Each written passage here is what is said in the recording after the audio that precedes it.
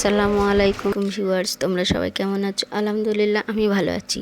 রিহান স্কুলে যাচ্ছে, আর রিহানের স্কুলে এই জিনিসগুলো নিয়ে যেতে বলেছিল।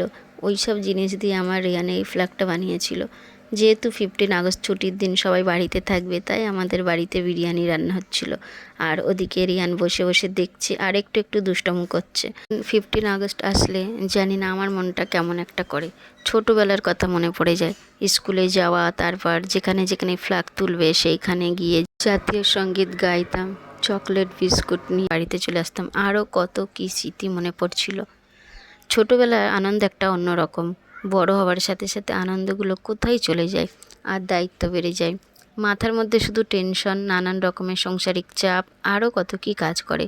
কোনো একটা স্পেশাল দিন আসার আগে থেকেই ভাবি যে সব কিছু সুন্দরভাবে আনন্দের সঙ্গে কাটাবো, কিন্তু প্রত্যেকবারই সংসারে কাজ করতে করতে কখন দিনটা যে কেটে গেল তা বুঝতে পারি না। তো যাই হোক, রিহান দেখো আমব্রেলা নিয়ে খেলা করছে, আইলো ওর সঙ্গে আছে, আর ওর খেলা দেখে বৃষ্টিও ওর সঙ্গে খেলা করতে চলে এসেছে। বৃষ্টি হলে ভালো লাগে, বাট বৃষ্টির পরে কাদা হয়, তারপরে পানি জমে থাকে, ওগুলো আমার ভালো লাগে না। আর আমাদের বাড়ির মিঠুটা দেখো কেমন আনন্দ করে গোসল করছে। মিঠুকে 2-1 দিন ধরে গোসল করানো হচ্ছিল না, আর আজ সুযোগ পেয়েছে, ও মন ভরে গোসল করে নিচ্ছে। আর সব থেকে বড় কথা, আমার শ্বশুরমশাই আজ বাড়ি আছে, তো ওর জন্য আরও আনন্দ হচ্ছে। আর দুপুরে দেখো রিয়ানকে খাইয়ে আমি একটু খেয়ে নিচ্ছি।